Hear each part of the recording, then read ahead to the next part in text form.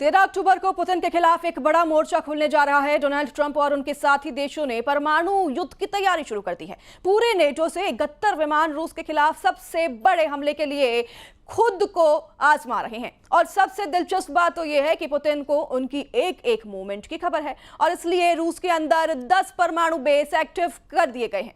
देखिए तमाम जानकारी इस रिपोर्ट में।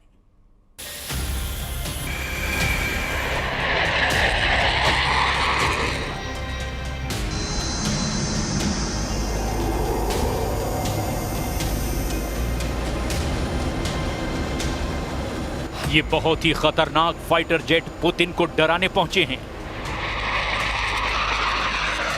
ये फाइटर जेट रूस को उसकी हद बताने पहुंचे हैं।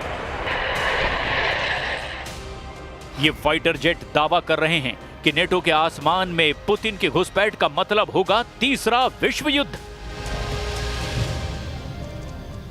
नेटो सोच रहा है कि पुतिन घबरा जाएंगे। नेटो के दिलो दिमाग पर सिर्फ और सिर्फ पुतिन को बैकफुट पर रखने का जुनून सवार है। लेकिन क्या इन पैंतरों से यूरोप की सरहद से दूर रहेंगे पुतिन? क्योंकि रूस के बॉर्डर पर गूंज रही नेटो के विमानों की गड़गड़ाहट अब मॉस्को तक गूंज रही है। नेटो की एयरफोर्स बता रही है कि वो पुतिन की चौखट पर पहुंच चुकी है और अब रूस की खैर नहीं। अमेरिका, ब्रिटेन और बाकी नेटो देशों ने रूस के बॉर्डर के पास 12 घंटे तक विमान उड़ाए हैं। आर्कटिक महासागर की तरफ से दक्षिण की तरफ बाल्टिक सागर और यूक्रेन की आखिरी सरहद तक इन विमानों ने रूस को चैलेंज किया है। 12 घंटे तक नेटो के विमानों ने रूस की जंग की तैयारियों की टोह ली है। 12 घंटे तक नेटो के विमानों ने रूस के बॉर्डर की तरफ हर मोर्चे को स्कैन किया है। 12 घंटे तक नेटो की एयरफोर्स इतनी ज्यादा एक्टिव रही जितना वो पिछले 3.5 साल में नहीं हुई और यूक्रेन युद्ध के दौरान वो पूरी पिक्चर से गायब थी। आखिर पुतिन के बॉर्डर के पास नेटो की वायुसेना क्यों जुट रही है?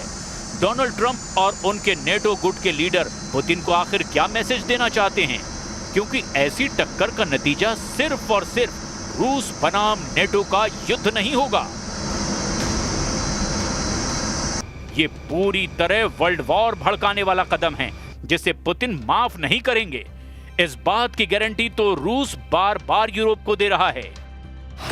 रूस पर नजर रखने के लिए भी बड़े टोही विमानों में RC-135 सर्विलांस जेट शामिल हैं।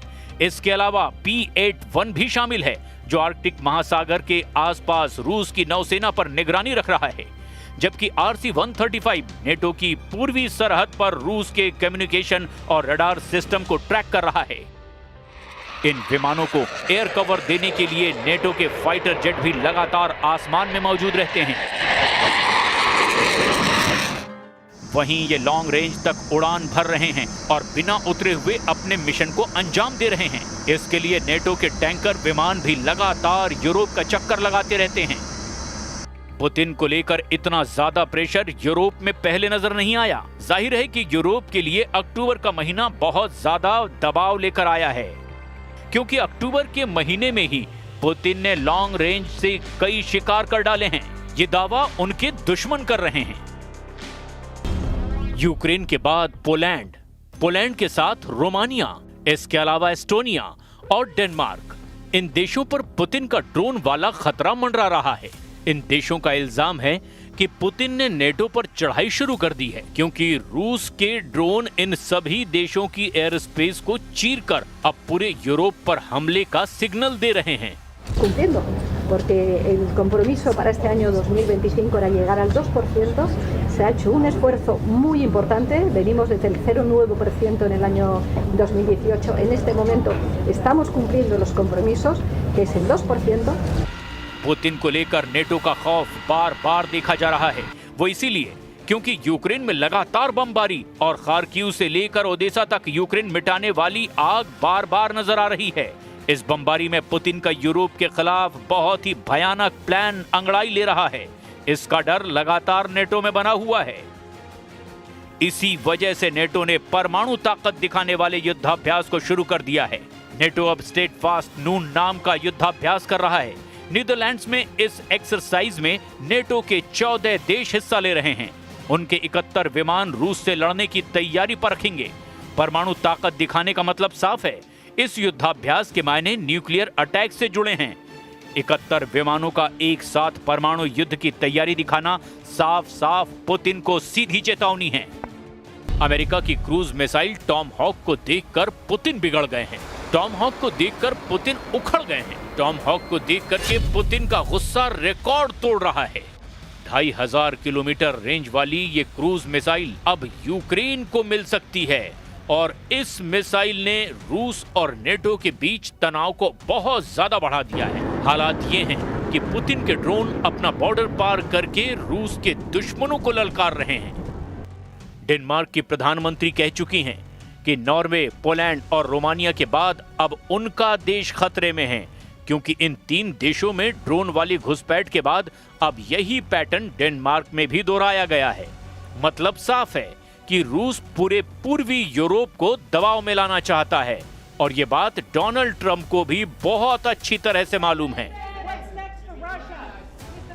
Of course, to the several close calls they've had with the Danish military during the EU leaders meeting in Copenhagen. It's something the administration takes very seriously, and we are constantly monitoring it. The National Security Council here at the White House is in constant correspondence with our NATO allies, and the president speaks to many of them as well. Ukraine को लगातार NATO से long range के हथियार मिल रहे हैं और ऐसे ही हथियारों से ज़ेलेंस्की ने अब डोनेट्स्क के उन इलाकों पर हमला भी शुरू कर दिया है जो अब तक यूक्रेन के तोपखानों से दूर थे। डोनेट्स्क में एक शॉपिंग सेंटर पर यूक्रेन ने ड्रोन अटैक किया और फिर ऐसे सब कुछ राख हो गया। ऐसी आग देखकर पुतिन का पारा गर्म हो जाता है और फिर यूक्रेन के हर बड़े शहर पर रूस के ड्रोन और क्रूज मिसाइल बरसने लगती हैं। Зарядами отчет свидетельствует обнаруженные на месте фрагменты, которые будут изъяты и направлены на экспертизу для уточнения конкретного типа и модификации.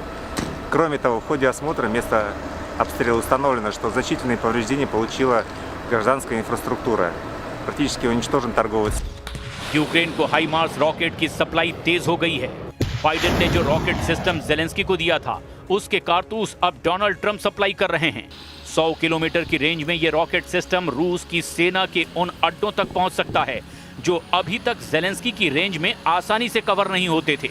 यही वजह है कि रूस अब यूक्रेन को हथियार सप्लाई करने वाले देशों को टारगेट कर रहा है। ये दावा यूरोप का है। रूस को गुस्सा दिलाने वाला एक बड़ा कदम जर्मनी ने भी उठाया है। जर्मनी के रक्षा मंत्री बोरिस पिस्टोरियस ने लिथुआनिया जाकर के रूस को आमने सामने के युद्ध के लिए ललकारा है। जर्मन रक्षा मंत्री ने कहा कि बाल्टिक देशों को बचाने के लिए उनका देश तैयार है और जर्मनी इस इलाके में रूस को मुंहतोड़ जवाब देगा। इसके लिए लिथुआनिया में 2026 तक जर्मनी के 2000 सैनिक तैनात रहेंगे।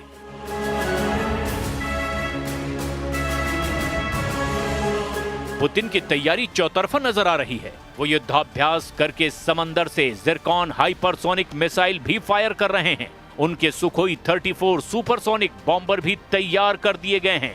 रूस और बेलारूस अपनी सेनाओं के बीच तालमेल बढ़ाने के लिए किसी भी हद तक जाने को तैयार हैं। पोलैंड इस तैयारी का सबसे बड़ा नुकसान उठा सकता है, इसकी आशंका पूरे नेटो को है।